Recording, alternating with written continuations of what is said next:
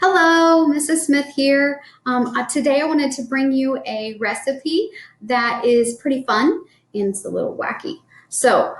First things first, when you're cooking, always put your hair back just because you don't want to have hairy food. Nobody likes that. Okay, hair's back. And then make sure you have all your ingredients to get started. So I have compiled my ingredients. We're going to be making cake mix cookies. So something very simple, pretty fun. So I've got cake mix, and then you have to have vegetable oil, and then you need 2 eggs for this. And also, you will need obviously a cake mix. Whatever variety you have at home is great. That's just what happened to be in my cabinet, and that's what I grabbed. So that is what we're going to start with. The very first thing I'm going to do is bring some of these supplies over to where we're working. I'm kind of lucky. I live on I don't know, call it like a mini farm. I have eggs from our chickens here. And so that's kind of fun to be able to know exactly where your food came from. So I am going to first put the cake mix in the pan here. The mixing bowl that literally says, you can't read it because it'll be backwards, so mix it up. So I've got this, and I'm going to empty all of it in here as best I can without making a mess. And then people are different, and there's not a wrong way, but some people are, I'll clean all the stuff up later, and some people are, I'll clean it up as I go. I am a clean it up as I go kind of person, because then it makes it not so much cleanup on the back end. So I have already put my cake mix in the the bowl. And then I need 2 eggs. So I am going to crack my eggs, and I am a little funny. I just dropped an egg in there, the eggshell. So this shell, I just put it right in the box, that I'm not dirtying anything else. And there we go. This is a special skill, cracking eggs without making a big mess of it. I think it needs a little more crack-a-lack in there. Okay, there we go. So we've got 2 eggs in, and I'm going to put that over here in my box there. I'm going to wipe my hands off right quick. There we go. And I am going to next put in my vegetable oil. This is whatever they had at the grocery store is what I grabbed here. I like to use, I really like this measuring cup. It's a liquid measuring cup. There's solid measuring cups. Let me show you. So solids are like flour, sugar, that kind of stuff, and we use these kind of cups for those. And they say on them what size they are, how much of the ingredient would fit in there. And this is for liquids. And liquids are a little bit tricky because when you're looking up here, you might say, oh, okay, I can see exactly where it is, and it's going right to the line.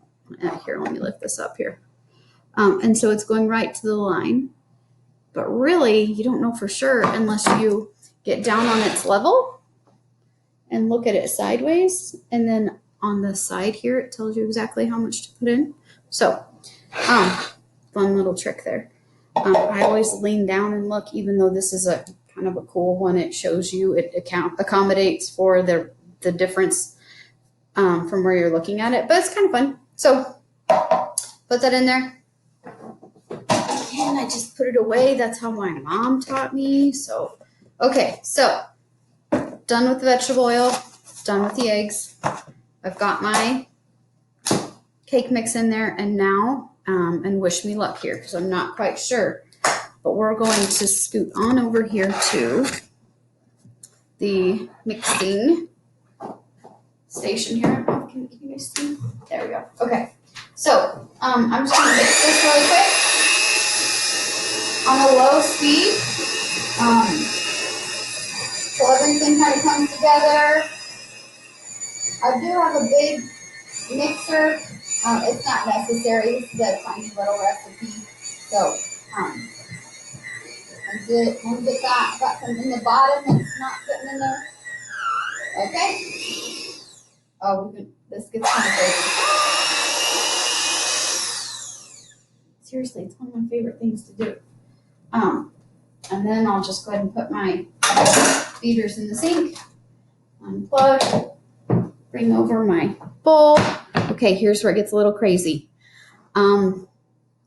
I like sweet and salty. And in a book I was reading, it was a nonfiction book, and they were talking about potato chip cookies. And I thought, that's really, it's kind of weird. But I kind of like salty and sweet. So I decided to check it out and give it a try. Can't hurt to try new things. I don't know if you can tell, I really like red. And so here I am with my red bowl and my shirt and my apron, and then I grabbed a red. This is a spatula. It's kind of soft on the end, so it'll kind of help me be able to squish the stuff around. See how it just kind of wipes it nice for you? Yeah. That beep that we just heard, I should have told you, I already preheated the oven. So I turned the oven on to 350.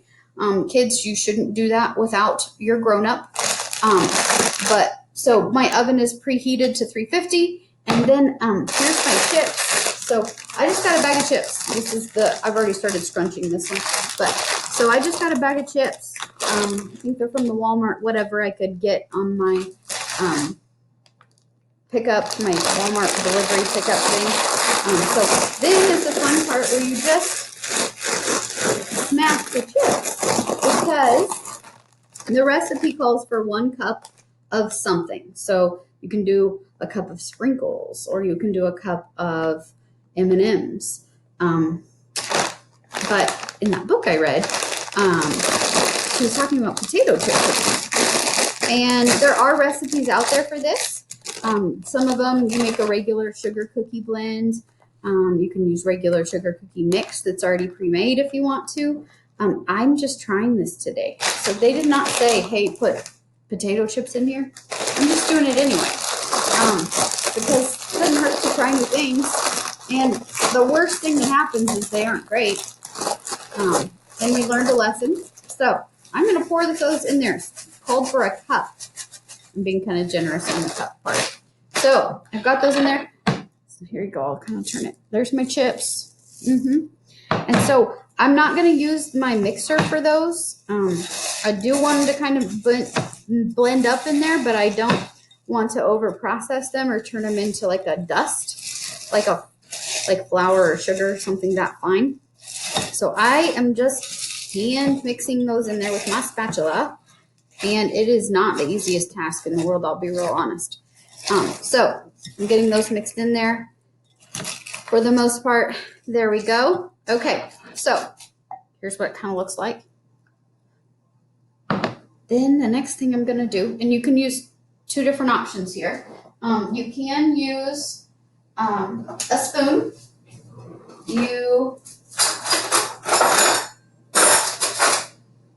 So you can use a spoon to do your cookies, to make them into rolls, or this is a cookie dough scoop thing. I love this. I have a couple of them because I have a bigger size. There's even a cupcake one. Love them. Or you can do the spoon thing. Either way, spoons work great. So I am going to put, before you put cookies in the oven, kids, you always either use Pam, or you can use it's a parchment paper. It's a special kind of paper that doesn't burn in the oven. Regular paper burns in the oven. Do not put paper in the oven at all. Don't do it. So this is Pam, kiddos. There's different versions. This is just the name of it. But it's a spray you put on there so the cookies don't stick. I am going to kind of be sneaky, and I'm going to use this special paper. Remember, you can't use regular paper. And so you tear it really easy and put it on your tray. You just put the cookies right on there, and then when they're done, you just pull the paper right off. Pretty easy. So that's what I'm going to do. I am going to scoop some of these and put them on our cookie sheet for us. And then I'm going to bake them in an oven at 350, so 350 degrees, for 9 to 10 minutes. I always err on the side of too short versus too long, because you can always add time. But once they're burnt, they're burnt. So you can't take time off. So I usually err. So the recipe says from 9 to 10 minutes. I probably will start with like 8 minutes, maybe 7, and take a look at them then. And then I might add another minute or two. But I usually check on them a little early. So I am going to pop these in the oven, and then when they come out, I will show you what they look like. Hold on just a second, guys. There we go. Okay, guys, we're back. I did go ahead and go with the full 10 minutes. I think it was really necessary. Normally, you know, it said 9 to 10. I'm almost at 11 here, but I do think they're done, and they smell really, really good. So here, I don't know if my lighting's very good, but yeah, so there we go. So I'm just gonna pull those straight off of there. Isn't that handy dandy? Normally I wouldn't do that. Normally I would use my scooper and put them over on wax paper. But you know what, I'm doing a video, so I kind of cheated a little bit there. So here they are. I think they turned out pretty good. Let's see here. I'm gonna pull one. They're really hot. So kids, if you're baking with your grown-ups, make sure they're okay with you getting things in and out of the oven. If they are, great. If not, then that's okay. It just means that that's something that you're maybe not quite ready for. Always use pot holders. And I always try to make sure that the space is clear wherever I'm going to sit my pan down. So I think ahead of time, where am I going to sit that down to make sure that I've got a good spot for it? Because believe it or not, my kitchen does not always look this neat and tidy. I think I'm going to tell my kids every week that I'm going to do one of these videos so that my kitchen gets this neat and tidy. Mainly if they pick up after themselves a little bit more, that'd be awesome. So if you can do that for your parents, that would be great too. I'm sure they would really, really appreciate that. I think they're pretty good. Mine are a little crumbly. And by that, I mean, when I pull it off, there's sections because there's potato chips. I think I like it. That's good. So potato chip cookies, few ingredients. 1 box of cake mix, 2 eggs, a half a cup of vegetable oil, and then some filler, some fun thing. I have done it with M&Ms and sprinkles, and you can do chocolate cake mix with chocolate chips. It is always good, but really whatever you have at your house. I do a lot of winging it baking. I come from a long line of really good bakers and cooks. And so I do follow recipes because my mom is like Betty Crocker. She has 3 cookbooks out. And so I do follow those. But kind of a fun thing for me is just to use what I have. And so I kind of try different things and play with stuff. And usually people really like it. And they're like, oh, what's that recipe? And sometimes I can't always tell them because I don't even remember exactly what I put in there. So this time I did. I took it off of a website that I just Googled on my phone, and then I added in potato chips. So try something that sounds good to you guys. Have a great rest of the day, and I am so sorry that you can't smell these right now. They smell so good. So I think my kids will like it when they get to come up and have a snack. Maybe I'll kind of reward them for helping pick up the kitchen. So thank you guys very much. Have a great rest of the day. Bye-bye.